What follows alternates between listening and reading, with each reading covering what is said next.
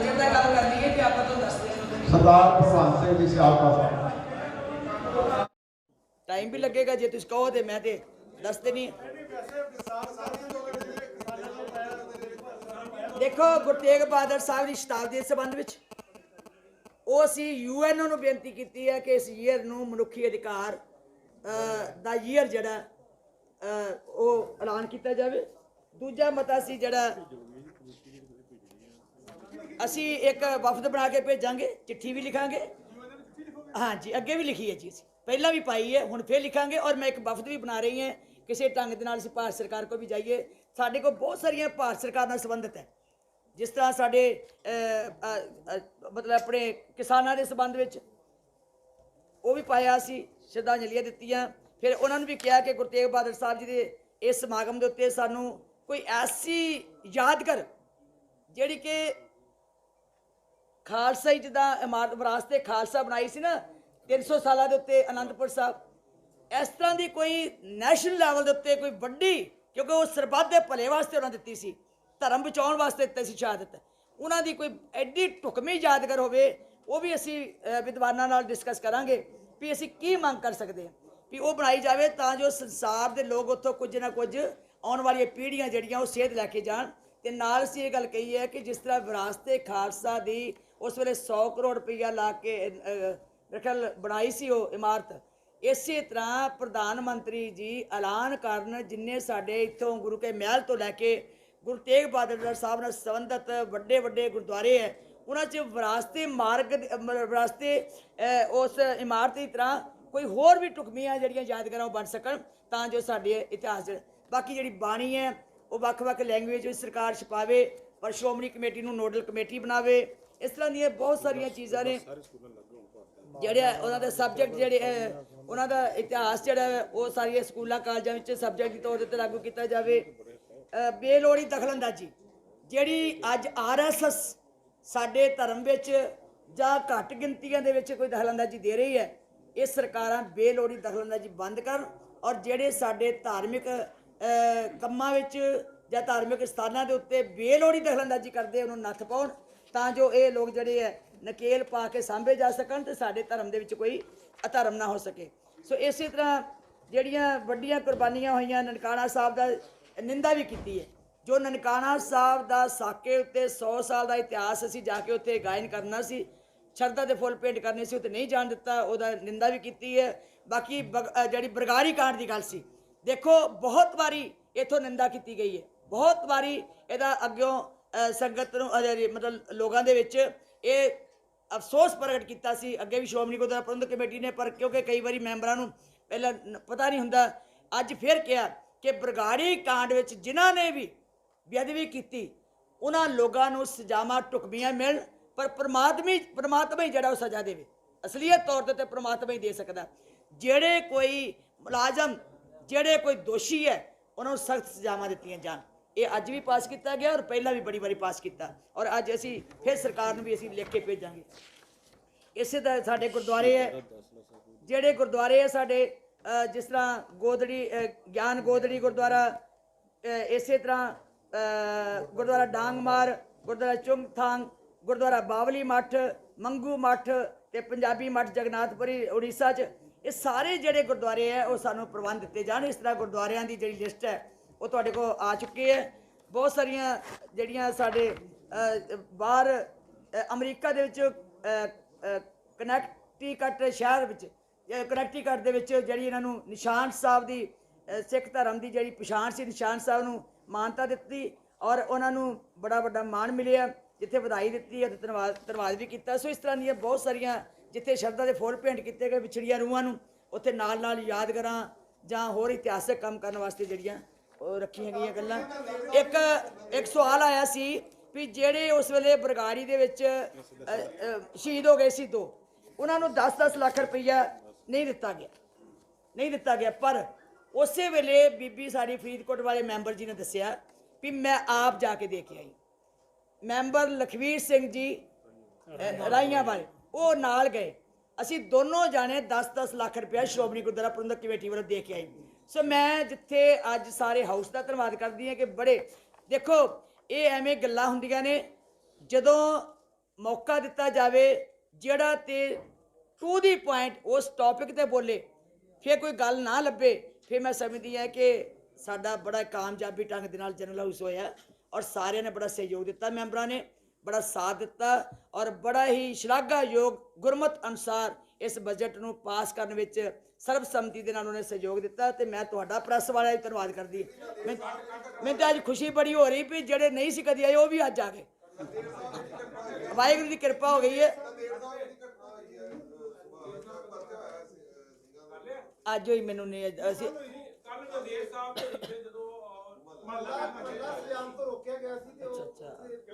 Sorry, ਮੈਂ ਦਰਅਸਲ ਮੈਂ ਸਵੇਰ ਦੀ ਬਜਟ 'ਚ ਲੱਗੀ ਰਹੀ ਤੇ ਮੈਂ ਦੇਖੀ ਨਹੀਂ। ਬਹੁਤ ਮਾੜੀ ਗੱਲ ਹੈ ਜੀ। ਦੇਖੋ ਗੱਲ ਇਹ ਉਹੀ ਤੇ ਕਹਿ ਰਹੇ ਹਾਂ ਕਿ ਧਾਰਮਿਕ ਸਥਾਨਾਂ ਤੇ ਧਾਰਮਿਕ ਸਮਾਗਮਾਂ ਦੇ ਵਿੱਚ ਜੇ ਕੋਈ ਸ਼ਰਾਰਤਾਂ ਕਰਦੇ ਹੈ ਜਾਂ ਸਰਕਾਰਾਂ ਇਸ ਗੱਲ ਨੂੰ ਰੋਕ ਕਰਦੀਆਂ, ਇਹੀ ਤੇ ਕਹਿੰਦੇ ਆ ਕਿ ਇਹਦੇ 'ਚ ਦਖਲਅੰਦਾਜ਼ੀ ਨਹੀਂ ਹੋਣੀ ਚਾਹੀਦੀ, ਧਾਰਮਿਕ ਆਜ਼ਾਦੀ ਹੋਣੀ ਚਾਹੀਦੀ ਹੈ, ਧਾਰਮਿਕ ਸਾਡੇ ਕਾਰੋਬਾਰ ਚੱਲਦੇ ਰਹਿਣ, ਇਹ ਸਰਕਾਰਾਂ ਯਕੀਨਨ ਬਣਾਉਣ ਔਰ ਜਿਹੜੀ ਖਾਮਖਾ ਦਖਲਅੰਦਾਜ਼ੀ ਹੁੰਦੀ ਹੈ, ਖਾਮਖਾ ਉਹਨਾਂ ਨੂੰ ਰੋਕਿਆ ਜਾਂਦਾ ਜਾਂ ਕੋਈ ਵਿੱਚ ਉਹਨਾਂ ਦੇ ਉੱਤੇ ਧੱਕਾ ਹੁੰਦਾ, ਉਹ ਨਹੀਂ ਹੋਣਾ ਚਾਹੀਦਾ। ਦੇਖੋ ਮੈਨੂੰ ਤੇ ਸਮਝ ਨਹੀਂ ਆਉਂਦੀ ਕਿ ਜੇ ਕੋਵਿਡ-19 ਸਾਰੇ ਗੁਰਦੁਆਰੇ ਸੰਗਤਾਂ ਆ ਰਹੀਆਂ, ਉਹਨਾਂ ਦੀ ਆਪਣੀ ਸ਼ਰਧਾ ਦੇ ਸਤਿਕਾਰ ਲੈ ਕੇ, ਇੱਥੇ ਕੁੰਭ ਦਾ ਮੇਲਾ ਲੱਗਾ, ਉੱਥੇ ਕਰੋੜਾਂ ਰੁਪਏ ਲੋਕ ਗਏ, ਇੱਥੇ ਹੋਲੇ ਮਹੱਲੇ ਦੇ ਵਿੱਚ ਲੱਖਾਂ ਲੋਕ ਆਏ ਆ, ਚੋਣਾਂ ਹੋ ਰਹੀਆਂ ਸਟੇਟਾਂ ਦੇ ਵਿੱਚ ਹਜ਼ਾਰਾਂ ਦੀ ਗਿਣਤੀ 'ਚ ਇਕੱਠੇ ਹੁੰਦੇ ਆ। ਜੇ ਇਹ ਸਾਰੀਆਂ ਚੀਜ਼ਾਂ ਦੇਖੋ ਪਿੱਛੇ ਪੈਨਿਕ 'ਚ ਪਾ ਕੇ ਲੋਕਾਂ ਨੂੰ ਇੰਨਾ ਤੰਗ ਕੀਤਾ ਸੀ ਕਿ ਲੋਕਾਂ ਦੀ ਰੋਜੀ ਰੋਟੀ ਮੁੱਕ ਗਈ, ਲੋਕਾਂ ਦੀ ਚਿੰਤਾ ਬਣ ਗਈ ਸੀ। ਮੈਂ ਕਹਿੰਦੀ ਹਾਂ ਕਿ ਸਰਕਾਰ ਨੂੰ ਸੁਚੇਤ ਕਰਨਾ ਫਰਜ਼ ਬਣਦਾ, ਹਦਾਇਤਾਂ ਦੇਣੀਆਂ ਫਰਜ਼ ਬਣਦੀਆਂ, ਪਰ ਇਹਨਾਂ ਧਾਰਮਿਕ ਮਸਲਿਆਂ ਵਿੱਚ ਦਖਲਅੰਦਾਜ਼ੀ ਨਹੀਂ ਕਰਨੀ ਚਾਹੀਦੀ ਜਿਹੜਾ ਲੋਕਾਂ ਦੀਆਂ ਸਿੱਖਾਂ ਦੀਆਂ ਭਾਵਨਾਵਾਂ ਨੂੰ ਜਾਂ ਸੰਗਤਾਂ ਦੀਆਂ ਭਾਵਨਾਵਾਂ ਨੂੰ ਸੱਟ ਵੱਜੇ। ਦੇਖੋ ਮੈਂ ਉਸ ਗੱਲ ਦੀ ਨਿੰਦਾ ਕਰਦੀ ਹਾਂ, ਇਹ ਸ਼ਰਾਰਤਾਂ ਨਹੀਂ ਕਰਨੀਆਂ ਚਾਹੀਦੀਆਂ, ਨਾ ਕੋਈ ਕਿਸਾਨ ਕਰ ਸਕਦੇ ਹੈ, ਨਾ ਕੋਈ ਸੂਝਵਾਨ ਲੋਕ ਕਰ ਸਕਦੇ ਹੈ। ਜੇ ਕੋਈ ਸ਼ਰਾਰਤ ਕਰਦਾ ਇਹਦਾ ਮਤਲਬ ਕਿ ਸਰਕਾਰਾਂ ਦੋਨਾਂ ਦੀ ਨਾਕਾਮੀ ਵਿੱਚ, ਪਹਿਲਾਂ ਤਾਂ ਭਾਰਤ ਸਰਕਾਰ ਦੀ ਨਾਕਾਮੀ ਹੈ ਕਿ ਲੋਕਾਂ ਨੂੰ ਇਹ ਸਮਾਂ ਕਿਉਂ ਦਿੱਤਾ ਕਿ ਏਡੇ ਵੱਡੇ ਰੋਹ 'ਚ ਆ ਜਾਣ, ਏਡੇ ਵੱਡੇ ਗੁੱਸੇ 'ਚ ਆ ਜਾਣ। ਦੂਜਾ ਪੰਜਾਬ ਸਰਕਾਰ ਦਾ ਲਾਅ ਐਂਡ ਆਰਡਰ ਕਿੱਥੇ ਹੈ? ਲਾਅ ਐਂਡ ਆਰਡਰ ਕਿੱਥੇ ਹੈ? ਜਿੱਥੇ ਇੱਕ MLA ਨੂੰ ਸ਼ਰੇਆਮ ਪੁਲਿਸ ਦੇ ਸਾਹਮਣੇ ਕੁੱਟਿਆ ਜਾਵੇ, ਨੰਗਾ ਕੀਤਾ ਜਾਵੇ, ਕੱਪੜੇ ਪਾੜੇ ਜਾਣ, ਤੇ ਪੰਜਾਬ ਸਰਕਾਰ ਦੀ ਪੁਲਿਸ ਜਾਂ ਲਾਅ ਐਂਡ ਆਰਡਰ ਕੀ ਕਰਦਾ ਉੱਥੇ? ਉਹ ਕੀ ਉਹਨਾਂ ਦੀ ਡਿਊਟੀ ਨਹੀਂ ਸੀ ਬਣਦੀ ਕਿ ਇਹ ਧਿਆਨ ਰੱਖਣਾ? ਉਹਨਾਂ ਦੀ ਡਿਊਟੀ ਨਹੀਂ ਸੀ ਬਣਦੀ ਪ੍ਰਸ਼ਾਸਨ ਦੀ ਕਿ MLA ਸਾਹਿਬ ਨੂੰ ਬਚਾ ਕੇ ਰੱਖਣਾ? ਸੋ ਮੈਂ ਸਮਝਦੀ ਕਿ ਦੋਨਾਂ ਹੀ ਸਰਕਾਰਾਂ ਇਹ 'ਚ ਫੇਲ ਹੋਈਆਂ। ਨਾ ਮੈਂ ਕਿਸਾਨਾਂ ਦਾ ਕੋਈ ਦੋਸ਼ ਨਹੀਂ ਕਰਦੀ ਇਹ 'ਚ, ਕਿਉਂਕਿ ਕਿਸਾਨ ਇਹ ਕਰ ਹੀ ਨਹੀਂ ਸਕਦਾ। ਇੰਨਾ ਲੰਬਾ ਸੰਘਰਸ਼ ਚੱਲਿਆ, ਅੱਜ ਤੱਕ ਇੱਕ ਵਾਰੀ ਵੀ ਕੋਈ ਐਸੀ ਗੱਲ ਨਹੀਂ ਹੋਈ ਜਿਹਦੇ 'ਚ ਕੋਈ ਲਾਅ ਐਂਡ ਆਰਡਰ ਨੂੰ ਕਿਸੇ ਨੇ ਹੱਥ 'ਚ ਲਿਆ ਹੋਵੇ। ਸੋ 912 ਕਰੋੜ 59,26,000 ਦਾ ਬਜਟ ਆਪਾਂ ਪੇਸ਼ ਕੀਤਾ, ਜਿਹੜੇ ਖਰਚ ਸਾਡੇ ਹੋਣੇ ਹੀ ਹੋਣੇ ਨੇ, ਤੈਅ ਹੋ ਚੁੱਕੇ ਨੇ ਜੀ। ਫੋਟੋ ਖਿੱਚਣੀ ਹੈ ਬਾਅਦ ਚ ਕੀ ਸਭ ਤੋਂ ਪਹਿਲਾਂ ਤੇ ਬੇਨਤੀ ਹੈ ਕਿ ਤੁਹਾਡਾ ਧੰਨਵਾਦ ਕਰਦੀ ਹਾਂ ਕਿ ਤੁਸੀਂ ਵੱਡੀ ਗਿਣਤੀ 'ਚ ਆ ਕੇ ਤੁਸੀਂ ਅੱਜ ਦੇ ਸੈਸ਼ਨ ਵਿੱਚ ਆਪਣੀ ਹਾਜ਼ਰੀ ਵੀ ਭਰੀ ਹੈ, ਤੇ ਸਾਡੀ ਇਹ ਗੱਲ ਜਿਹੜੀ ਹੈ ਸਾਰੇ ਵਰਲਡ ਵਿੱਚ ਪਹੁੰਚਾਉਣ ਵਾਸਤੇ ਸਾਡੇ ਨਾਲ ਸ਼ਾਮਲ ਹੋਏ, ਕਿਉਂਕਿ ਹਰ ਸਾਲ ਜਿਹੜਾ ਬਜਟ ਹੈ ਉਹ ਪੇਸ਼ ਕੀਤਾ ਜਾਂਦਾ ਹੈ। 2021-22 ਦਾ ਬਜਟ ਜਿਹੜਾ ਹੈ ਉਹ ਅੱਜ ਪੇਸ਼ ਕੀਤਾ ਗਿਆ। ਮੈਂ ਥੋੜੀ ਜੀ ਤੁਹਾਨੂੰ ਝਾਤ ਮਰਾਉਣੀ ਚਾਹੁੰਦੀ ਹੈ ਕਿ ਬਜਟ ਜਿਹੜਾ ਹੁੰਦਾ ਗੁਰਦੁਆਰਿਆਂ ਦੀ ਆਮਦਨ ਕੀ ਹੈ, ਗੁਰਦੁਆਰਿਆਂ ਦੇ ਖਰਚ ਕੀ ਹੈ, ਕਾਲਜਾਂ ਦੀ ਆਮਦਨ ਕੀ ਹੈ, ਸਕੂਲਾਂ ਦੀ ਆਮਦਨ ਕੀ ਹੈ, ਉਹਨਾਂ ਦਾ ਖਰਚ ਕੀ ਹੈ, ਉਹਦਾ ਲੇਖਾ ਜੋਖਾ ਕੀਤਾ ਜਾਂਦਾ ਹੈ। ਇਸ ਗੱਲ ਦੀ ਵੀ ਸਾਰਿਆਂ ਨੂੰ ਤਸੱਲੀ ਹੋਣੀ ਚਾਹੀਦੀ ਹੈ ਕਿ ਸਾਡੀ ਜਿਹੜੀ ਆਮਦਨ ਹੈ ਉਹ ਕੇਵਲ ਸੰਗਤਾਂ 'ਤੇ ਨਿਰਭਰ ਕਰਦੀ ਹੈ। ਸੰਗਤ ਆ ਕੇ ਮੱਥਾ ਟੇਕਦੀ ਹੈ, ਸੰਗਤ ਆ ਕੇ ਚੜਾਵਾ ਚੜਾਉਂਦੀ ਹੈ, ਜਿਹੜੀ ਚੜੀ ਚੜ੍ਹਤ ਅਤੇ ਜਿਹੜਾ ਟੇਕਿਆ ਮੱਥਾ ਹੁੰਦਾ ਹੈ, ਅਸੀਂ ਉਸ ਦਾ ਲੇਖਾ ਜੋਖਾ ਕਰਦੇ ਹਾਂ ਵੀ ਇਸ ਸਾਲ 'ਚ ਸਾਨੂੰ ਇੰਨੇ ਪੈਸੇ ਗੁਰਦੁਆਰਿਆਂ ਵਿੱਚ ਆਉਣ ਦੀ ਆਸ ਹੈ। ਤੇ ਜਿਹੜੀ ਸਾਡੀ ਜ਼ਮੀਨ ਜਾਇਦਾਦ ਹੁੰਦੀ ਹੈ ਉਹਦਾ ਵੀ ਲੇਖਾ ਜੋਖਾ ਹੁੰਦਾ ਕਿ ਸਾਨੂੰ ਕੋਈ ਜ਼ਮੀਨ ਤੋਂ ਕਿੰਨਾ ਠੇਕਾ ਆਏਗਾ, ਕੋਈ ਦੁਕਾਨਾਂ ਨੇ ਉਹਦੀ ਕਿੰਨੀ ਆਮਦਨ ਆਏਗੀ, ਉਹ ਸਾਰਾ ਜਿਹੜਾ ਉਹ ਆਮਦਨ ਦੇ ਪੱਖ ਤੇ ਗਿਣਿਆ ਜਾਂਦਾ। ਹੁਣ ਪਿਛਲੇ ਸਾਲ ਕਿਉਂਕਿ ਜੇ ਸੰਗਤ ਵੱਧ ਗਿਣਤੀ 'ਚ ਆ ਜਾਏ ਜੇ ਸੰਗਤ ਵੱਧ ਗਿਣਤੀ 'ਚ ਮੱਥਾ ਟੇਕੇ, ਸ਼ਰਧਾ ਜ਼ਿਆਦਾ ਅਰਪਣ ਕਰੇ ਤਾਂ ਫਿਰ ਆਮਦਨ ਵੱਧ ਵੀ ਸਕਦੀ ਹੈ। ਜੋ ਅਸੀਂ ਅਨੁਮਾਨ ਲਾਉਂਦੇ ਹਾਂ ਉਹ ਤੋਂ ਆਮਦਨ ਵੱਧ ਵੀ ਸਕਦੀ ਹੈ। ਤੇ ਜੇ ਸੰਗਤ ਘੱਟ ਆਵੇ, ਸੰਗਤ ਦੀ ਆਮਦ ਘੱਟ ਹੋਵੇ, ਮੱਥਾ ਘੱਟ ਟੇਕਿਆ ਗਿਆ ਹੋਵੇ, ਚੜ੍ਹਤ ਘੱਟ ਆਵੇ ਤਾਂ ਫਿਰ ਆਮਦਨ ਜਿਹੜੀ ਹੈ ਉਹ ਘੱਟ ਜਾਂਦੀ ਹੈ। ਪਿਛਲੇ ਸਾਲ ਜਿਹੜੀ ਸੀ ਉਹ ਪਹਿਲਾਂ ਅਨੁਮਾਨਿਤ ਬਜਟ ਰੱਖਿਆ ਗਿਆ ਸੀ 711 ਕਰੋੜ ਦਾ। 711 ਕਰੋੜ ਦਾ ਬਜਟ ਰੱਖਿਆ ਸੀ ਵੀ ਇਸ ਸਾਲ 711 ਕਰੋੜ ਰੁਪਏ ਗੁਰਦੁਆਰਿਆਂ ਤੋਂ ਆਉਣ ਦੀ ਸਾਨੂੰ ਆਸ ਹੈ। ਫਿਰ ਜਦੋਂ ਕਰੋਨਾ ਦਾ ਸਮਾਂ ਆ ਗਿਆ, ਫਿਰ ਸਪਲੀਮੈਂਟਰੀ ਬਜਟ ਪੇਸ਼ ਕੀਤਾ ਗਿਆ ਕਿ ਸਾਨੂੰ 483 ਕਰੋੜ ਆ ਸਕਦਾ ਹੈ, ਇਸ ਤੋਂ ਵੱਧ ਨਹੀਂ ਆ ਸਕਦਾ। ਪਰ ਹੋਇਆ ਕਿ 483 ਕਰੋੜ ਦੀ ਬਜਾਏ ਵੀ 478 ਕਰੋੜ ਰਹਿ ਗਿਆ, 5 ਕਰੋੜ ਫਿਰ ਘਟ ਗਿਆ, ਕਿਉਂਕਿ ਇਹ ਨਹੀਂ ਸੀ ਪਤਾ ਕਿ ਕਰੋਨਾ ਦੀ ਇੰਨੀ ਸੰਗਤ ਉੱਤੇ ਦਹਿਸ਼ਤ, ਇੰਨਾ ਪੈਨਿਕ ਹੋਣਾ ਕਿ ਸੰਗਤ ਘੱਟ ਗਿਣਤੀ 'ਚ ਆਏਗੀ। ਦੂਸਰੀ ਗੱਲ ਕਿ ਸ੍ਰੀ ਦਰਬਾਰ ਸਾਹਿਬ ਵਰਗੇ ਸਥਾਨ, ਸ੍ਰੀ ਕੇਸਗੜ੍ਹ ਸਾਹਿਬ ਵਰਗੇ ਸਥਾਨ ਜਿਹੜੇ ਸੀ ਜਿੱਥੋਂ ਬਾਹਰੋਂ ਸੰਗਤਾਂ ਆਉਂਦੀਆਂ ਸੀ ਵਿਦੇਸ਼ਾਂ 'ਚੋਂ, ਉਹ ਨਹੀਂ ਆ ਸਕੀਆਂ। ਪਿਛਲੇ ਸਾਲ ਬਿਲਕੁਲ ਆ ਨਹੀਂ ਸਕੀਆਂ, ਬਾਹਰਲੀਆਂ ਸਟੇਟਾਂ 'ਚੋਂ ਨਹੀਂ ਆ ਸਕੀਆਂ। ਸਿਰਫ ਲੋਕਲ ਸੰਗਤ ਜਿਹੜੀ ਹੁਣ ਵੀ ਸ਼ੁਰੂ ਹੋਈ ਸੀ ਉਹ ਵੀ ਲੋਕਲ ਸੰਗਤ ਸੀ। ਸੋ ਜਿਹਦੇ ਕਰਕੇ ਤੁਸੀਂ ਹੈਰਾਨ ਹੋਵੋਗੇ ਕਿ ਸਾਨੂੰ ਜਿਹੜਾ ਸੀ ਤਕਰੀਬਨ 233 ਕਰੋੜ ਰੁਪਇਆ ਅਨੁਮਾਨ ਤੋਂ ਘੱਟ ਜਿਹੜੇ ਸੀ ਉਹ ਆਮਦਨ ਗੁਰਦੁਆਰਿਆਂ 'ਚ ਆਈ, 233 ਕਰੋੜ ਰੁਪਏ। ਪਰ ਕਿਉਂਕਿ ਗੁਰਦੁਆਰੇ ਜਿਹੜੇ ਹੈ ਉਹਨਾਂ ਦੇ ਖਰਚ ਨਹੀਂ ਘਟਾਏ ਜਾ ਸਕਦੇ, ਥੋੜਾ ਬਹੁਤਾ ਫਰਕ ਪੈ ਸਕਦਾ, ਕਿਤੇ ਲੰਗਰਾਂ ਦਾ ਫਰਕ ਪੈ ਸਕਦਾ ਵੀ ਸੰਗਤ ਘੱਟ ਆ ਜੇ ਤੇ। ਪਰ ਕੋਵਿਡ-19 ਕਰਕੇ ਸਾਨੂੰ ਲੰਗਰਾਂ ਦਾ ਖਰਚ ਵੀ ਵਧਾਉਣਾ ਪਿਆ, ਬਾਹਰ ਸੰਗਤਾਂ ਦੀ ਸੇਵਾ ਕਰਨੀ ਪਈ, ਸਾਰੇ ਇਲਾਕਿਆਂ 'ਚ ਜਾ ਕੇ ਉੱਥੇ ਸੇਵਾ ਵੰਡਣੀ ਪਈ। ਉਹ ਵੀ ਜਿਹੜਾ ਸੀ ਖਰਚ ਸਾਡਾ ਵਧਿਆ, ਲੰਗਰਾਂ ਦੇ ਖਰਚ ਵੀ ਵਧੇ, ਬਿਜਲੀ ਦੇ ਖਰਚ ਅਸੀਂ ਦੇਣੇ ਹੀ ਹੁੰਦੇ, ਤਨਖਾਹਾਂ ਅਸੀਂ ਦੇਣੀਆਂ ਹੋਈਆਂ, ਗੁਰੂ ਘਰ ਦੇ ਜਿਹੜੇ ਸੁਧਾਰ ਦੇ ਕਾਰਜ ਉਹ ਕਰਨੇ ਹੀ ਹੁੰਦੇ। ਜੋ ਵੀ ਖਰਚੇ ਨੇ ਉਹ ਉੱਦਾਂ ਹੀ ਮੇਨਟੇਨ ਕਰਨੇ ਪੈਂਦੇ ਆ ਜਿਹੜੇ ਖਰਚੇ ਲਗਾਤਾਰ ਆਮ ਜ਼ਿੰਦਗੀ ਵਿੱਚ ਅਸੀਂ ਕਰਦੇ। ਸੋ ਖਰਚਿਆਂ ਵਿੱਚ ਕੋਈ ਕਮੀ ਨਾ ਹੋਈ। ਸੋ ਮੈਂ ਸਮਝਦੀ ਹਾਂ ਕਿ ਸਾਡੀ ਜਿਹੜੀ ਸੀ, ਜੇ ਅਸੀਂ ਵੇਰਵਾ ਖਰਚ ਕਰੀਏ ਤਾਂ ਅਸੀਂ ਸੋਚਿਆ ਸੀ ਕਿ ਖਰਚ ਹੋਵੇਗਾ 388 ਕਰੋੜ ਰੁਪਏ, ਇਹ ਖਰਚ ਹੋਵੇਗਾ, ਸੌਰੀ 2020 ਦੇ ਵਿੱਚ 388 ਕਰੋੜ ਰੁਪਏ ਖਰਚ ਹੋਵੇਗਾ। ਪ੍ਰਵਾਨਿਤ ਬਜਟ ਸੀ 359 ਕਰੋੜ ਦਾ, ਪ੍ਰਵਾਨਿਤ ਖਰਚ ਰੱਖਿਆ ਸੀ 359 ਕਰੋੜ ਦਾ, ਲੇਕਿਨ ਖਰਚ ਹੋਇਆ 388 ਕਰੋੜ, ਤਕਰੀਬਨ 399 ਕਰੋੜ, 368 ਕਰੋੜ 98,58,906, ਮਤਲਬ ਤਕਰੀਬਨ 399 ਕਰੋੜ ਦੇ ਕਰੀਬ ਖਰਚ ਹੋ ਗਿਆ। ਸੋ ਅਸੀਂ ਖਰਚ ਰੱਖਿਆ ਸੀ, ਪ੍ਰਵਾਨਿਤ ਬਜਟ ਰੱਖਿਆ ਸੀ ਖਰਚੇ ਦਾ 359 ਕਰੋੜ, ਹੋ ਗਿਆ 399 ਕਰੋੜ। ਖਰਚ ਵਧਿਆ ਕਿਉਂ? ਕਿਉਂਕਿ ਕੋਵਿਡ-19 ਕਰਕੇ ਸਾਰੇ ਥਾਵਾਂ ਦੇ ਉੱਤੇ ਸਮਾਜ 'ਚ ਜਿੱਥੇ ਲੋੜ ਪਈ ਹੈ ਗੁਰਦੁਆਰਿਆਂ ਨੇ ਵੱਧ ਤੋਂ ਵੱਧ ਸੇਵਾ ਕੀਤੀ ਹੈ, ਕਿਤੇ ਲੰਗਰਾਂ ਦੀ ਸੇਵਾ ਕੀਤੀ ਹੈ, ਕਿਤੇ ਕਿਸੇ ਕਿਸਮ ਦੀ ਸੇਵਾ ਜਿਹੜੀ ਹੈ ਉਹ ਵਿੱਚ ਇਨਕਲੂਡ ਹੋ ਗਈ। ਸੋ ਜਿਹਦੇ ਨਾਲ ਸਾਨੂੰ 29 ਕਰੋੜ ਦਾ ਇੱਥੇ ਵਕਫਾ ਆ ਗਿਆ, ਘਾਟਾ ਰਹਿ ਗਿਆ, ਖਰਚ ਵੱਧ ਗਿਆ, ਰੱਖਿਆ ਸੀ ਘੱਟ ਸੀ, ਇੱਥੇ ਵੀ ਆ ਕੇ ਸਾਡਾ 29 ਕਰੋੜ ਦਾ ਫਰਕ ਪਿਆ। ਦੂਜੀ ਗੱਲ ਕਿ ਫੰਡ ਜਿਹੜੇ ਸੀਗੇ ਅਸੀਂ ਜਿਹੜੇ ਮੀਟ ਕੀਤਾ, ਇਹ ਸੀਗਾ ਕਿ 176 ਕਰੋੜ ਸਾਨੂੰ ਸੀ ਇਹਨੂੰ ਮੀਟ ਕਰਨਾ ਪਿਆ। ਸੋ ਇਹਦੇ ਨਾਲ ਸਾਡਾ ਅੱਗੇ ਚੱਲ ਪਿਆ। ਗ੍ਰੈਚੁਟੀ ਜਿਹੜੀ ਆਈ ਹੈ ਉਹ ਰੱਖੀ ਸੀਗੀ ਪ੍ਰਵਾਨ ਦੇ ਸਾਲ ਵੀ 23 ਕਰੋੜ 19 ਲੱਖ ਆਏਗੀ, ਤੇ ਉਹ ਪ੍ਰਵਾਨਿਤ ਬਜਟ ਵੀ ਇੰਨਾ ਹੀ ਸੀ, ਇਹ ਤਕਰੀਬਨ ਪੂਰਾ ਹੋ ਗਿਆ। ਗ੍ਰੈਚੁਟੀ ਦਾ ਫੰਡ ਜਿਹੜਾ ਸੀ ਆਇਆ ਉਹ ਸਾਡਾ ਪੂਰਾ ਹੋ ਗਿਆ, ਕਿਉਂਕਿ ਦੂਜੇ ਗੁਰਦੁਆਰਿਆਂ 'ਚੋਂ ਆਉਣਾ ਹੁੰਦਾ, ਸੰਸਥਾਵਾਂ 'ਚੋਂ ਆਉਣਾ ਹੁੰਦਾ, ਉਹ ਪੂਰਾ ਆ ਗਿਆ। ਜਿਹੜਾ ਸੀਗਾ ਸਹਾਇਤਾ ਮਿਲਣੀ ਸਾਨੂੰ, ਅਸੀਂ ਰੱਖੀ ਸੀ ਵੀ ਸਹਾਇਤਾ ਆਏਗੀ 177 ਕਰੋੜ, ਜਿਹੜੀ ਬਾਕੀ ਥਾਵਾਂ ਤੋਂ ਗੁਰਦੁਆਰਿਆਂ 'ਚੋਂ ਜਾਂ ਦੂਜੀ ਆਣੀ ਸੀ, ਆਈ ਸਾਨੂੰ 154 ਕਰੋੜ। ਇਹਦੇ ਵਿੱਚ ਵੀ ਸਾਡਾ ਤਕਰੀਬਨ 23 ਕਰੋੜ ਸਾਨੂੰ ਘੱਟ ਆਇਆ। ਮੈਂ ਸਿਰਫ ਤਾਂ ਤੁਹਾਨੂੰ ਦੱਸ ਰਹੀ ਹਾਂ ਵੀ ਇਹਨਾਂ ਚੀਜ਼ਾਂ ਦਾ ਮੈਂ ਤੁਹਾਨੂੰ ਸਿਰਫ ਵੇਰਵਾ ਦੇ ਰਹੀ ਹਾਂ ਵੀ ਸਾਡਾ ਜਿਹੜਾ ਖਰਚ ਤੇ ਆਮਦਨ ਡਿਪੈਂਡ ਕਰਦੀ ਹੈ ਸੰਗਤਾਂ 'ਤੇ, ਗੁਰਦੁਆਰਿਆਂ 'ਤੇ, ਚੜ੍ਹਤਾਂ 'ਤੇ, ਜਾਂ ਉਹ ਜਿਹੜੀ ਸਾਡੀ ਕੋਈ ਫੈਕਟਰੀ ਤਾਂ ਹੈ ਨਹੀਂ, ਇੰਡਸਟਰੀ ਤਾਂ ਹੈ ਨਹੀਂ ਵੀ ਅਸੀਂ ਕੋਈ ਇੰਡਸਟਰੀ ਤੋਂ ਜਾਂ ਗਰਾਂਟਾਂ ਸਰਕਾਰਾਂ ਤੋਂ ਲੈਣੀਆਂ, ਉਹ ਤੋਂ ਹੁੰਦਾ। ਸੋ ਇਹ ਚੀਜ਼ਾਂ ਵੇਖ ਕੇ ਆਪਾਂ ਲਾ ਸਕਦੇ ਹਾਂ ਵੀ ਜੇ ਜੋੜ ਹੋਇਆ, ਅਨੁਮਾਨਿਤ ਖਰਚ ਰੱਖਿਆ ਸੀ 577 ਕਰੋੜ ਤੇ ਅਨੁਮਾਨਿਤ ਖਰਚ ਹੋ ਗਿਆ 604 ਕਰੋੜ। ਅਨੁਮਾਨਿਤ ਖਰਚ ਲਾਇਆ ਸੀ ਕਿ ਹੋਏਗਾ 577 ਕਰੋੜ, ਲੇਕਿਨ ਹੋ ਗਿਆ 604 ਕਰੋੜ। ਸੋ ਇਹ ਜਿਹੜਾ 27 ਕਰੋੜ ਦਾ ਸੀ ਉਹ ਵੀ ਖਰਚੇ ਦੇ ਵਿੱਚ ਵਾਧਾ ਹੋਇਆ। ਸੋ ਮੈਂ ਸਮਝਦੀ ਹਾਂ ਕਿ ਜਿਹੜਾ ਇਹ ਆਮਦਨ ਨਾਲੋਂ ਵੱਧ ਖਰਚ ਹੋਏ ਉਹ ਸਾਡਾ ਖਰਚਾ ਤੇ ਆਮਦਨ ਦਾ ਫਰਕ ਪਿਆ। ਹੁਣ ਜਿਹੜਾ ਗੁਰਦੁਆਰਿਆਂ ਦੀ ਕੁੱਲ ਆਮਦਨ ਆਈ ਹੈ, ਅੱਗੇ ਵੀ ਮੈਂ ਤੁਹਾਨੂੰ ਦੱਸ ਚੁੱਕੀ ਹਾਂ 478 ਕਰੋੜ ਰੁਪਇਆ ਇੰਨੀ ਆਈ, ਤੇ ਪਿਛਲੇ ਸਾਲ ਜਿਹੜਾ ਘਾਟਾ ਸਾਨੂੰ ਟੋਟਲ ਪਿਆ ਉਹ 233 ਕਰੋੜ ਦਾ ਪਿਆ।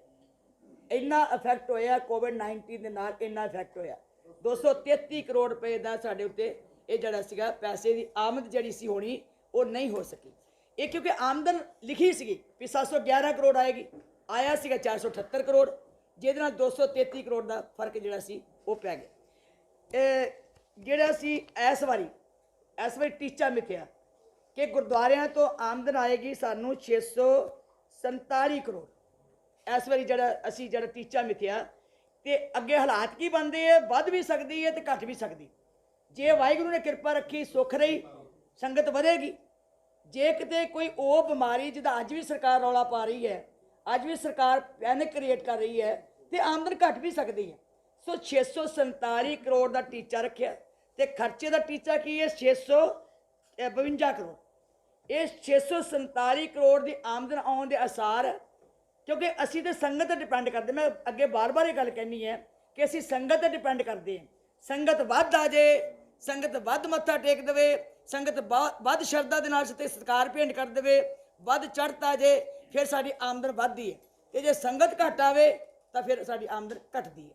ਸੋ ਇਸ ਕਰਕੇ ਸਾਨੂੰ ਇਹਦੇ 'ਚ ਫਰਕ ਆਉਂਦਾ 5 ਕਰੋੜ ਦਾ, ਉਹ ਸਾਡੀ ਜਿਹੜੀ ਪਿਛਲੀਆਂ ਬਚਤਾਂ ਹਨ ਅਸੀਂ ਉਹਦੇ ਵਿੱਚੋਂ ਪਾ ਕੇ ਪੂਰਾ ਕਰਨਾ, ਕਿਉਂਕਿ ਗੁਰਦੁਆਰਿਆਂ ਦੇ ਅਸੀਂ ਖਰਚ ਘਟਾ ਨਹੀਂ ਸਕਦੇ, ਗੁਰਦੁਆਰੇ ਦੀ ਤਨਖਾਹ ਨਹੀਂ ਘਟਾ ਸਕਦੇ, ਗੁਰਦੁਆਰੇ ਦੇ ਮੁਲਾਜ਼ਮਾਂ ਦੀ ਤਨਖਾਹ ਨਹੀਂ ਘਟਾ ਸਕਦੇ, ਉਹ ਤਾਂ ਸਾਨੂੰ ਦੇਣੀ ਹੀ ਪਏਗੀ।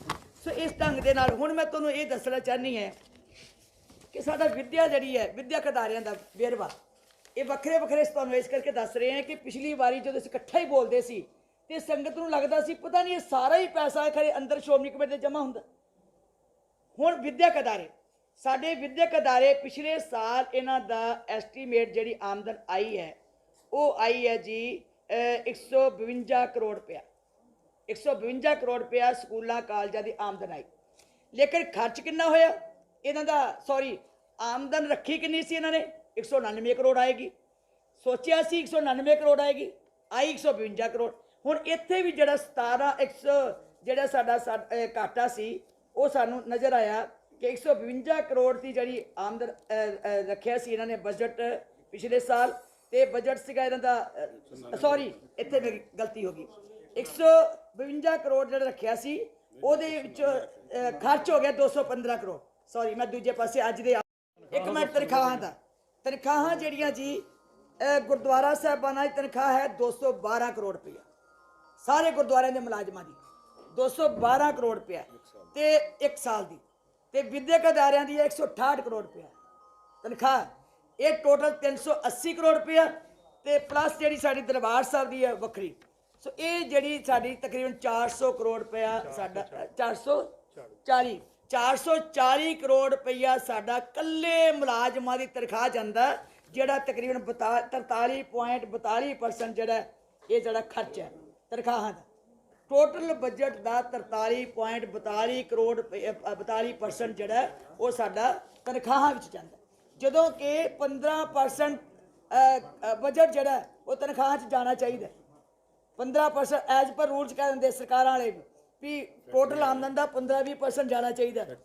ਫੈਕਟਰੀਆਂ ਵਾਲੇ ਵੀ ਕਰਨਗੇ, ਦੂਜੇ ਵੀ ਕਰਨਗੇ, ਕਿਉਂਕਿ ਸਾਡੀ ਸੰਸਥਾ ਜਿਹੜੀ ਸੇਵਾ ਨਾਲ ਜੁੜੀ ਹੈ।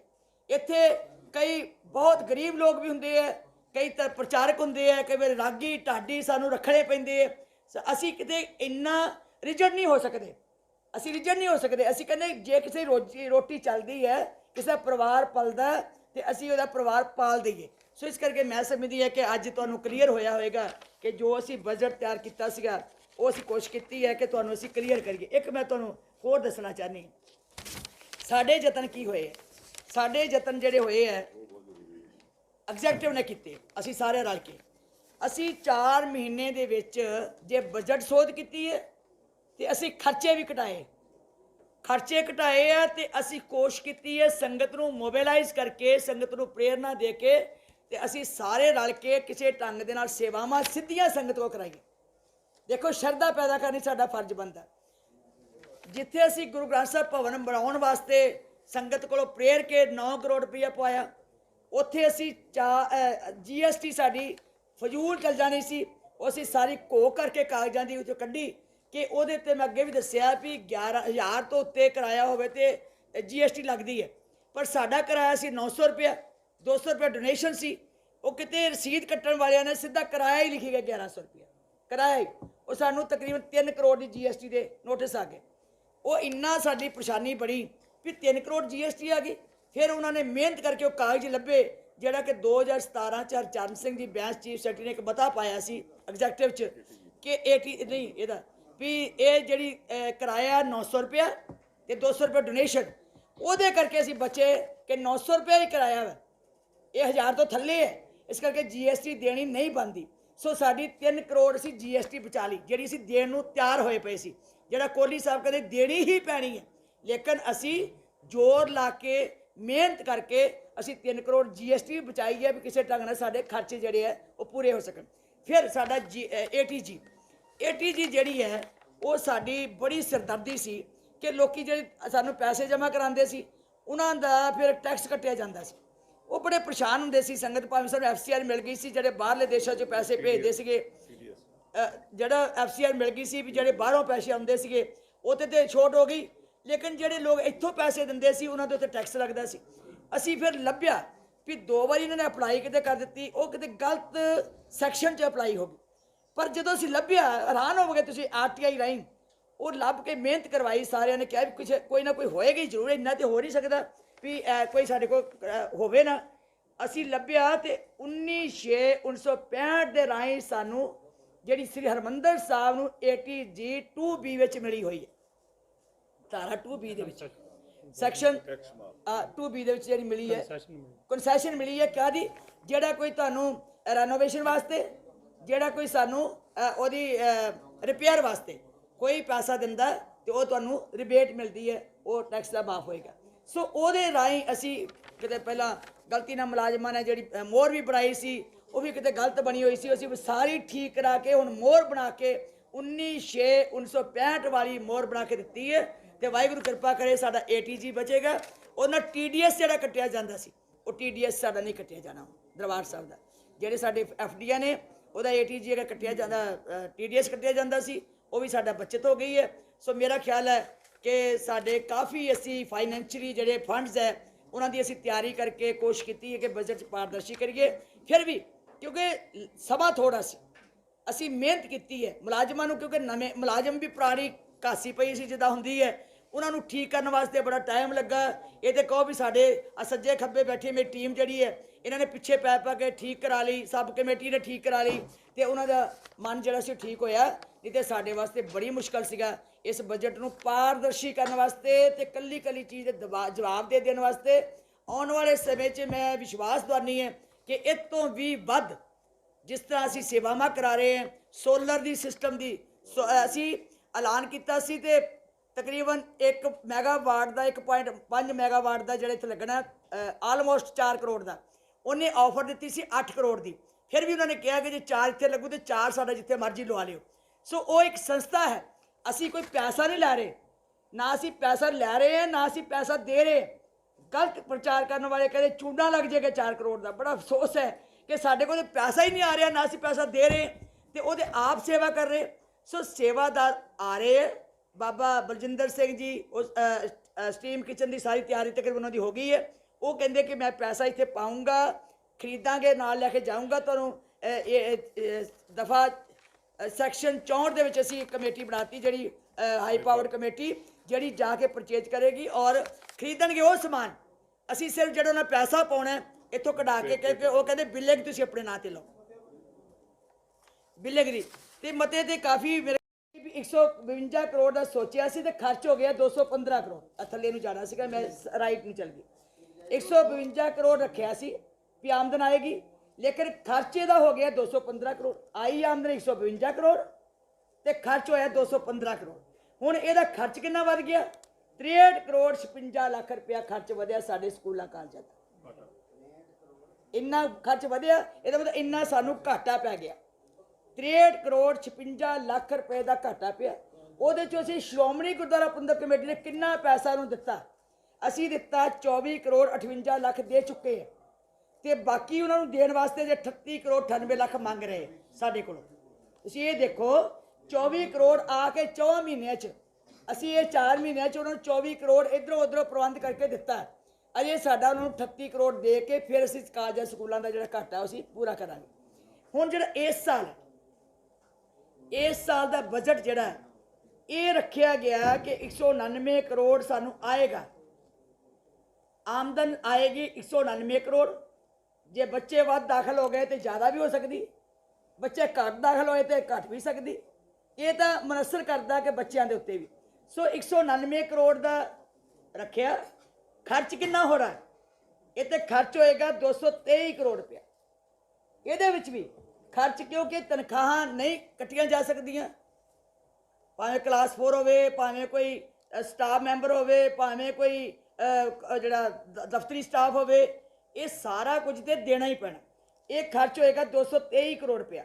ਹੁਣ ਇਹਦੇ 'ਚ ਵੀ ਸਾਨੂੰ 34 ਕਰੋੜ ਰੁਪਈਆ ਸ਼੍ਰੋਮਣੀ ਕਮੇਟੀ ਨੂੰ ਆਪਣੇ ਫੰਡਾਂ 'ਚੋਂ ਉੱਥੇ ਦੇਣਾ ਪੈਣਾ। 34 ਕਰੋੜ ਦੀ ਸਾਨੂੰ ਮਦਦ ਕਰਨੀ ਪੈਣੀ। ਦੇਖੋ ਵਿਦਿਅਕ ਅਦਾਰੇ ਸਾਡੇ ਹੈ ਔਰ ਸਾਡੀ ਲਾਇਬਿਲਿਟੀ ਹੈ ਕਿ ਜੇ ਵਿਦਿਅਕ ਅਦਾਰੇ ਅਸੀਂ ਬਣਾਏ ਹੈ ਤੇ ਜੇ ਉੱਥੇ ਕੋਈ ਕੁਦਰਤੀ ਤੌਰ ਦੇ ਉੱਤੇ ਕੋਈ ਆਫਤ ਆ ਗਈ ਹੈ ਤੇ ਉਹਦੇ ਵਿੱਚ ਕੋਈ ਕਮੀ ਆਈ ਹੈ, ਹੁਣ ਬੱਚੇ ਨਹੀਂ ਆਏ, ਫੀਸਾਂ ਨਹੀਂ ਦਿੱਤੀਆਂ, ਅਸੀਂ ਕਿਸੇ ਨੂੰ ਬਹੁਤਾ ਕੱਸ ਵੀ ਨਹੀਂ ਸਕਦੇ, ਬਹੁਤੇ ਸਜ਼ਾਵਾਂ ਨਹੀਂ ਦੇ ਸਕਦੇ, ਬਹੁਤਾ ਬੋਝ ਨਹੀਂ ਪਾ ਸਕਦੇ। ਇਸ ਕਰਕੇ ਸਾਡੀ ਸੰਸਥਾ ਜਿਹੜੀ ਹੈ ਇੱਕ ਸੇਵਾ ਵਾਲੀ ਸੰਸਥਾ ਹੈ, ਇਹਨੇ ਧਿਆਨ ਦੇ ਨਾਲ ਜੁੜ ਕੇ ਤੇ ਅਸੀਂ ਘਾਟੇ ਪੂਰੇ ਕਰਦੇ। 34 ਕਰੋੜ ਦਾ ਉਹਨਾਂ ਨੂੰ ਘਾਟਾ ਪੈਣਾ ਇਹਦੇ 'ਚ ਸਕੂਲ ਕਾਲਜ 'ਚ। ਉਹਦੇ 'ਚੋਂ ਅਸੀਂ ਰੱਖਿਆ ਬਜਟ ਵੈਸੇ ਦੇਣ ਵਾਸਤੇ, ਅਜੇ ਅਸੀਂ 16.5 ਕਰੋੜ ਰੁਪਏ ਰੱਖਿਆ, 16 ਕਰੋੜ 55 ਲੱਖ ਇਹ ਰੱਖਿਆ ਆਪਣੇ ਬਜਟ ਵਿੱਚ। ਤੇ ਪਰ ਇਹ ਤੋਂ ਵੱਧ ਵੀ 17 ਕਰੋੜ 45 ਲੱਖ ਹੋਰ ਪ੍ਰਬੰਧ ਕਰਨਾ ਪੈਣਾ। ਅਜੇ ਅਸੀਂ ਬਜਟ ਇਹਦੇ 'ਚ 16 ਕਰੋੜ 55 ਲੱਖ ਰੱਖਿਆ, ਲੇਕਿਨ 17 ਕਰੋੜ ਦਾ ਪ੍ਰਬੰਧ ਹੋਰ ਕਰਨਾ ਪੈਣਾ। ਸੋ ਮੇਰੇ ਕਹਿਣ ਤੋਂ ਭਾਵ ਹੈ ਕਿ ਜਿਹੜੀ ਕਾਲਜਾਂ ਸਕੂਲਾਂ ਦੀ ਆਮਦਨ ਤੇ ਉਹਨਾਂ ਦਾ ਖਰਚ, ਇਹ ਸਾਰਾ ਕੁਝ ਜਦੋਂ ਅਸੀਂ ਇਕੱਠਾ ਹੀ ਸੁਣਾਉਂਦੇ ਸੀ ਤੇ ਸੰਗਤ ਸੋਚਦੀ ਸੀ ਇੰਨੇ ਕਰੋੜ ਦਾ ਬਜਟ, ਕਹਿੰਦੇ ਸੀ ਸਰਕਾਰ ਤੋਂ ਵੀ ਵੱਡਾ ਹੋ ਗਿਆ, ਕਾਰਪੋਰੇਸ਼ਨਾਂ ਤੋਂ ਵੀ ਵੱਡਾ ਹੋ ਗਿਆ, ਲੋਕਾਂ 'ਚ ਭੁਲੇਖਾ ਆ ਜਾਂਦਾ ਸੀ। ਇਹਨੂੰ ਪਾਰਦਰਸ਼ੀ ਬਣਾਉਣ ਲਈ ਇੱਕ ਹੋਰ ਜਿਹੜਾ ਯਤਨ ਕੀਤਾ ਸਾਡੀ ਸਬ ਕਮੇਟੀ ਨੇ, ਸਾਡੀ ਐਗਜ਼ੈਕਟਿਵ ਨੇ, ਮੇਰੇ ਵੀਰ ਸਾਰੇ ਬੈਠੇ ਆ, ਬਹੁਤ ਮਿਹਨਤ ਕੀਤੀ। ਮੈਂ ਜਿਹੜੀ ਦੇਖੋ ਕਈ ਸਮਿਆਂ ਤੋਂ ਅਸੀਂ ਲੱਗੇ ਸੀਗੇ, ਕਈ ਡੇਅਰ ਨਹੀਂ ਸੀ ਕਰਦੇ ਕਿ ਅਸੀਂ ਇਹਨੂੰ ਠੀਕ ਕਰ ਲਈਏ। ਬੜੇ ਲੰਬੇ ਸਮੇਂ ਤੋਂ ਅਸੀਂ ਸੋਚ ਰਹੇ ਸੀ ਵੀ ਬਾਰ-ਬਾਰ ਚੀਜ਼ਾਂ ਜਮ੍ਹਾਂ ਹੁੰਦੀਆਂ, ਇਹ ਡਬਲ ਟ੍ਰਿਪਲ। ਹੁਣ ਮੰਨ ਲਓ ਦਸਵੰਧ 85 ਦਾ ਹੁੰਦਾ ਸੀਗਾ, 85 ਦਾ ਦਸਵੰਧ ਆਇਆ ਜੀ 40 ਕਰੋੜ। ਮੰਨ ਲਓ ਅਸੀਂ 40 ਕਰੋੜ ਆਉਣਾ, ਇਹਦੇ ਲਿਖਿਆ ਵੀ 40 ਕਰੋੜ ਦਾ ਦਸਵੰਧ ਹੈ। ਜਦੋਂ 40 ਕਰੋੜ ਦਾ ਸ਼੍ਰੋਮਣੀ ਕਮੇਟੀ 'ਚ ਵੀ, ਧਰਮ ਪ੍ਰਚਾਰ ਫੰਡ 'ਚ ਵੀ ਲਿਖਿਆ ਗਿਆ ਤੇ 40 ਕਰੋੜ ਜਿਸ ਗੁਰਦੁਆਰੇ ਸੀ ਉਹਦੇ 'ਚ ਵੀ ਲਿਖਿਆ ਗਿਆ, ਉਸ ਆਮਦਨ 'ਚ ਵੀ ਆ ਗਿਆ, ਸਾਡੀ ਆਮਦਨ 'ਚ ਵੀ ਆ ਗਿਆ, ਡਬਲ ਹੋ ਗਿਆ। ਇਹ ਲੰਬੇ ਸਮੇਂ ਤੋਂ ਇੱਦਾਂ ਹੀ ਚੱਲਦਾ ਰਿਹਾ। ਇਸੇ ਤਰ੍ਹਾਂ ਸਹਾਇਤਾ ਦਫਾ 85 ਤੋਂ ਜਿਹੜੇ ਲੈਂਦੇ ਸੀ, ਮਤਲਬ 1 ਕਰੋੜ 13 ਕਰੋੜ 22 ਲੱਖ ਮੰਨ ਲਓ ਆਉਣੀ ਹੈ, ਉਹ ਉਧਰ ਵੀ ਜਮ੍ਹਾਂ ਇੱਧਰ ਵੀ ਜਮ੍ਹਾਂ। ਸੋ ਇਸ ਢੰਗ ਨਾਲ ਸਾਰੀਆਂ ਜਿਹੜੀਆਂ ਵਿਦਿਅਕ ਅਦਾਰਿਆਂ ਦਾ ਵੀ ਇੱਦਾਂ ਹੀ ਸੀਗਾ। ਸੋ ਇਸ ਢੰਗ ਦੇ ਨਾਲ 266 ਕਰੋੜ ਰੁਪਈਆ ਜਿਹੜਾ ਸੀ, 266 ਕਰੋੜ, ਇਹ ਡਬਲ ਟ੍ਰਿਪਲ ਇੱਧਰ ਉੱਧਰ ਦਾ ਜਿਹੜਾ ਹੁੰਦਾ ਸੀ 266 ਕਰੋੜ ਰੁਪਇਆ ਸੀ। ਹੁਣ ਇਹ ਡੇਅਰ ਕਰਨ ਦੀ ਲੋੜ ਸੀ। ਸਾਰੇ ਪ੍ਰਧਾਨ ਜਦੋਂ ਪੈਂਦੇ ਸੀ ਉਹ ਕਹਿੰਦੇ ਸੀ ਕੋਈ ਕਹਿ ਨਾ ਦੇ ਬਜਟ ਕਿਉਂ ਘਟ ਗਿਆ। ਦੇਖੋ ਅਸੀਂ ਕਿਤੇ ਬਜਟ ਘਰ ਨਹੀਂ ਲੈ ਕੇ ਜਾਣਾ, ਅਸੀਂ ਜੋ ਸੰਗਤ ਦਾ ਗੋਲਕ ਚੋਂ ਨਿਕਲਣਾ, ਜੋ ਸੰਗਤ ਦੀ ਚੜ੍ਹਤ ਆਉਣੀ ਹੈ, ਅਸੀਂ ਉਹੀ ਵਰਤਣਾ, ਅਸੀਂ ਉਹੀ ਖਰਚਣਾ। ਤੇ ਇਸ ਕਰਕੇ ਮੇਰਾ ਖਿਆਲ ਹੈ ਕਿ ਐਤਕੀ ਐਗਜ਼ੈਕਟਿਵ ਨੇ ਫੈਸਲਾ ਕੀਤਾ ਕਿ ਕਿਉਂ ਨਾ ਸੰਗਤ ਨੂੰ, ਕਿਉਂਕਿ ਅਸੀਂ ਵੈਬਸਾਈਟ 'ਤੇ ਵੀ ਚਾੜਨਾ, ਅਸੀਂ ਸੰਗਤ ਨੂੰ ਪਾਰਦਰਸ਼ੀ ਵੀ ਦੱਸਣਾ ਚਾਹੁੰਦੇ ਹਾਂ, ਅਸੀਂ ਸੰਗਤ ਦਾ ਭੁਲੇਖਾ ਵੀ ਕੱਢਣਾ ਚਾਹੁੰਦੇ ਹਾਂ, ਜਿਹੜੀ ਸੰਗਤ ਦੇ ਮਨ 'ਚ ਭੁਲੇਖੇ ਪਏ ਅਸੀਂ ਉਹ ਵੀ ਨਿਕਲ ਜਾਣ। ਸੋ ਲੰਬੇ ਸਮੇਂ ਬਾਅਦ ਸ਼੍ਰੋਮਣੀ ਗੁਰਦੁਆਰਾ ਪ੍ਰਬੰਧਕ ਕਮੇਟੀ ਦੇ ਐਗਜ਼ੈਕਟਿਵ ਨੇ, ਸਬ ਕਮੇਟੀ ਨੇ ਮਿਹਨਤ ਕੀਤੀ। ਸਾਡੇ ਪਿੱਟੇਵਾੜ ਸਾਹਿਬ ਵਿੱਚ ਮੈਂਬਰ ਸੀ ਸ਼੍ਰੋਮਣੀ ਐਗਜ਼ੈਕਟਿਵ ਸਬ ਕਮੇਟੀ ਦੇ, ਸਿਆਲਕਾ ਸਾਹਿਬ ਸਾਰੇ ਸਾਡੇ ਮੈਂਬਰ ਸੀ। ਇਹਨਾਂ ਨੇ ਚੀਫ ਸੈਕਟਰੀ ਦੀ ਅਗਵਾਈ ਦੇ ਵਿੱਚ ਜਿਹੜਾ ਬਜਟ ਸੀ ਬਣਾਉਣ ਲੱਗਿਆ, ਸਾਰੇ ਵਿਦਿਅਕ ਅਦਾਰਿਆਂ ਨੂੰ ਬੁਲਾਇਆ, ਸਾਰੇ ਗੁਰਦੁਆਰਿਆਂ ਨੂੰ ਬੁਲਾਇਆ, ਕੱਲੇ ਮੈਨੇਜਰ ਨੂੰ ਸੁਣਿਆ, ਕੱਲੇ ਪ੍ਰਿੰਸੀਪਲ ਨੂੰ ਸੁਣਿਆ ਔਰ ਕੱਲੇ ਦਾ ਬਜਟ ਜਿਹੜਾ ਸੀ ਉਹਨੂੰ ਕੋਖਿਆ। ਸੋ ਇਸ ਢੰਗ ਨਾਲ 266 ਕਰੋੜ ਦਾ ਫਰਕ ਜਿਹੜਾ ਸੀਗਾ, ਉਹ ਜਿਹੜਾ ਕੋਈ ਉੱਧਰ ਆਧਰ ਹੁੰਦਾ ਸੀ, ਜਿਹੜਾ ਕਿਸੇ ਪਾਸੇ ਨਹੀਂ ਸੀ ਲੱਗਦਾ, ਉਹਨੂੰ ਅਸੀਂ ਸੋਧ ਕੀਤੀ ਹੈ ਕਿ ਜਿਹੜਾ ਅੱਜ ਤੁਸੀਂ ਕਹੋਗੇ ਕਿ ਜਿਹੜੀ ਐਜੂਕੇਸ਼ਨ ਦਾ ਫੰਡ ਇੰਨਾ ਸੀਗਾ, ਇੰਨਾ ਕਿੱਦਾਂ ਹੋ ਗਿਆ। ਇਹ ਜਿਹੜਾ ਟੋਟਲ ਸੀਗਾ ਹੁਣ ਐਤਕੀ ਆ ਗਿਆ ਜੀ ਆਮਦਨ ਦਾ, ਵਿਦਿਅਕ ਅਦਾਰਿਆਂ ਦੀ 152 ਕਰੋੜ ਆਮਦਨ ਆਏਗੀ, ਇਹਨਾਂ ਦੀ 652 ਕਰੋੜ 647 ਕਰੋੜ ਆਏਗੀ। ਗੁਰਦੁਆਰਿਆਂ ਦੀ ਆਮਦਨ ਦਾ ਟੀਚਾ ਇਹ ਬਣ ਜਾਣੀ ਹੈ ਜੀ ਤਕਰੀਬਨ 6-7-8 ਕਰੋੜ 800 ਕਰੋੜ ਰੁਪਈਆ। ਸੋ 800 ਕਰੋੜ ਰੁਪਈਆ ਜੇ ਅਸੀਂ ਇਹ ਵਿੱਚ ਪਾ ਲੈਂਦੇ 1100 ਕਰੋੜ ਹੋ ਜਾਣਾ ਸੀ। ਗੱਲ ਆ ਹੈ ਸਾਰੀ ਇਹ ਤਾਂ 800 ਕਰੋੜ ਬਣਿਆ ਕਿ ਉਹ 266 ਕਰੋੜ ਕੱਢਿਆ। 266 ਕਰੋੜ ਦਾ ਡਬਲ ਹੁੰਦਾ ਸੀ, ਉਹਨੂੰ ਸਾਈਡ ਤੇ ਕੀਤਾ ਵੀ ਇਹਨੂੰ ਵਾਰ-ਵਾਰ ਕਿਉਂ ਅਸੀਂ ਜਮ੍ਹਾਂ ਕਰਦੇ, ਇਹਨੂੰ ਡਬਲ ਨਹੀਂ ਹੋਣਾ ਚਾਹੀਦਾ। ਲੋਕਾਂ ਦੇ ਭੁਲੇਖੇ ਨਿਕਲ, ਸਾਨੂੰ ਵੀ ਸਪਸ਼ਟ ਹੋਵੇ ਕਿ ਸਾਡੇ ਕੋਲ ਪੈਸਾ ਕਿੰਨਾ। ਸੋ ਇੱਕ ਗੱਲ ਮੈਂ ਤੁਹਾਨੂੰ ਦੱਸਣਾ ਚਾਹੁੰਦੀ ਹੈ ਕਿ ਜਿਹੜੀ ਸਾਡੀ ਆਮਦਨ ਹੈ SCPC ਕੋਲ ਆਉਂਦੀ ਹੈ। SCPC ਕੋਲ ਹੁਣ ਤੁਸੀਂ ਇਹ ਦੇਖੋ, ਗੁਰਦੁਆਰਿਆਂ ਦਾ ਗੁਰਦੁਆਰਿਆਂ ਨੇ ਖਰਚਣਾ, ਕਾਲਜਾਂ ਸਕੂਲਾਂ ਨੇ ਖਰਚਣਾ। ਅਸੀਂ ਉਹਨਾਂ ਨੂੰ ਦੇਣਾ, ਜਿਹੜੀ ਸਹਾਇਤਾ ਦੇਣੀ ਹੈ। ਸਕੂਲਾਂ ਕਾਲਜਾਂ ਕੋਲ ਅਸੀਂ ਆਮਦਨ ਨਹੀਂ ਲੈਂਦੇ, ਉਹਨਾਂ ਨੂੰ ਸਹਾਇਤਾ ਦਿੰਦੇ ਹਾਂ। ਦਸਵੰਧ 85 ਬੋਰਡ 'ਚੋਂ ਜਿਹੜਾ ਸਾਨੂੰ ਆਉਣਾ ਹੈ ਉਹ 40 ਕਰੋੜ ਰੁਪਇਆ 85 ਦੇ ਗੁਰਦੁਆਰੇ 'ਚੋਂ। ਜਿਹੜਾ ਦਸਵੰਧ 87 'ਚੋਂ ਆਉਣਾ ਉਹ 64,65,502 ਰੁਪਇਆ, ਨਾ ਸੌਰੀ 6 ਕਰੋੜ 46 ਲੱਖ 64 ਕਰੋੜ नहीं 6 करोड़ 46 लाख 50,502 6 ਕਰੋੜ 46 ਲੱਖ 50,502 ਜਿਹੜਾ ਆਉਣਾ ਸਾਨੂੰ ਦਸਵੰਧ 87 ਤੋਂ 6 ਕਰੋੜ 46 ਲੱਖ 50,502 ਇਹ ਇੰਨਾ ਆਏਗਾ। ਤੇ ਸਹਾਇਤਾ ਸ੍ਰੀ ਗੁਰੂ ਗ੍ਰੰਥ ਸਾਹਿਬ ਯੂਨੀਵਰਸਿਟੀ ਦੀ ਜਿਹੜੀ ਅਸੀਂ ਲੈਂਦੇ ਹਾਂ ਉਹਦੀ 7 ਕਰੋੜ 75 ਲੱਖ ਰੁਪਇਆ। ਇਸੇ ਤਰ੍ਹਾਂ ਕਰ ਕੇ ਸਾਰੀ ਜੀ ਇਮਾਰਤਾਂ ਦੀ, ਵਿਦਿਅਕ ਅਦਾਰਿਆਂ ਲਈ, ਸਪੋਰਟਸ ਵਿੰਗਾਂ ਲਈ ਜਿਹੜਾ ਅਸੀਂ ਲੈਂਦੇ ਹਾਂ ਗੁਰਦੁਆਰਿਆਂ ਤੋਂ ਫੰਡ ਲੈਂਦੇ ਹਾਂ, ਉਹ ਟੋਟਲ ਸਾਨੂੰ ਆਏਗਾ ਜੀ 115 ਕਰੋੜ ਰੁਪਏ। 115 ਕਰੋੜ ਆਣਾ ਹੈ। ਤੇ ਦੂਜਾ ਫੰਡ 70 ਕਰੋੜ ਰੁਪਏ ਧਰਮ ਪ੍ਰਚਾਰ ਫੰਡ। ਹੁਣ ਇਹ ਹਿਸਾਬ ਲਾਓ ਵੀ ਸ਼੍ਰੋਮਣੀ ਕਮੇਟੀ ਦੇ ਅੰਦਰ ਦਫ਼ਤਰ ਦੇ ਵਿੱਚ ਗੁਰਦੁਆਰਿਆਂ 'ਚ ਰੱਖ ਕੇ, ਸਕੂਲਾਂ ਕਾਲਜਾਂ 'ਚ ਰੱਖ ਕੇ ਸਾਡੇ ਕੋਲ ਖਰਚਾ ਆਏਗਾ 185 ਕਰੋੜ ਰੁਪਏ ਟੋਟਲ। ਸਾਡੇ ਕੋਲ ਸ਼੍ਰੋਮਣੀ ਕਮੇਟੀ ਦੇ ਦਫ਼ਤਰ ਵਿੱਚ ਜਿਹੜਾ ਸਾਡੇ ਕੋਲ ਆਉਣਾ ਫੰਡ ਉਹ ਹੈ ਟੋਟਲ 185 ਕਰੋੜ 40 ਲੱਖ 10,502 ਰੁਪਏ। ਤੇ ਲੋਕ ਜਿਹੜੇ ਕਹੀ ਜਾਣਗੇ ਸੰਗਤ ਵਾਲੇ ਵੀ 1200 ਕਰੋੜ ਸ਼੍ਰੋਮਣੀ ਕਮੇਟੀ ਕਿੱਥੇ ਲਿਜਾਂਦੀ ਹੈ। ਹੁਣ ਇਹ ਤਾਂ ਅਸੀਂ ਸਾਰਾ ਕਲੀਅਰ ਕੀਤਾ ਵੀ ਪਤਾ ਲੱਗ ਜੇ ਐਜੂਕੇਸ਼ਨ ਦਾ ਫੰਡ ਆਉਂਦਾ ਕਿੰਨਾ, ਐਜੂਕੇਸ਼ਨ ਦਾ ਫੰਡ ਖਰਚਦਾ ਕੌਣ ਹੈ, ਤੇ ਐਜੂਕੇਸ਼ਨ ਨੂੰ ਸ਼੍ਰੋਮਣੀ ਕਮੇਟੀ ਕੀ ਦਿੰਦੀ ਹੈ। ਤਾਂ ਕੱਲੀ ਗੱਲ ਤੁਹਾਨੂੰ ਦੱਸੀ ਹੈ। ਇਸੇ ਤਰ੍ਹਾਂ ਗੁਰਦੁਆਰਿਆਂ ਵਿੱਚ ਆਉਂਦਾ ਕਿੰਨਾ, ਅਸੀਂ ਕਿੰਨਾ ਲੈਂਦੇ ਹਾਂ, ਤੇ ਗੁਰਦੁਆਰਿਆਂ 'ਚ ਕਿਹੜੀ ਚੀਜ਼ ਕਿੱਦਾਂ ਘਾਟਾ ਹੁੰਦਾ, ਕਿੰਨਾ ਖਰਚ ਹੁੰਦਾ, ਇਹ ਸਾਰੀ ਚੀਜ਼ ਕਲੀਅਰ ਕੀਤੀ ਹੈ। ਸੋ ਮੇਰੀ ਬੇਨਤੀ ਹੈ ਕਿ ਇਹ ਚੀਜ਼ਾਂ ਜਿਹੜੀਆਂ ਤੁਹਾਨੂੰ ਸਿਰਫ ਮੈਂ ਇਸ ਕਰਕੇ ਵੇਰ ਦੱਸਿਆ ਕਿ ਤੁਹਾਡੇ ਮਨ 'ਚ ਜਿਹੜੀ ਕੋਈ ਉਹੋ ਜਿਹੀ ਗੱਲ ਹੁੰਦੀ ਹੈ ਤੁਸੀਂ ਕਲੀਅਰ ਕਰ ਲਓ।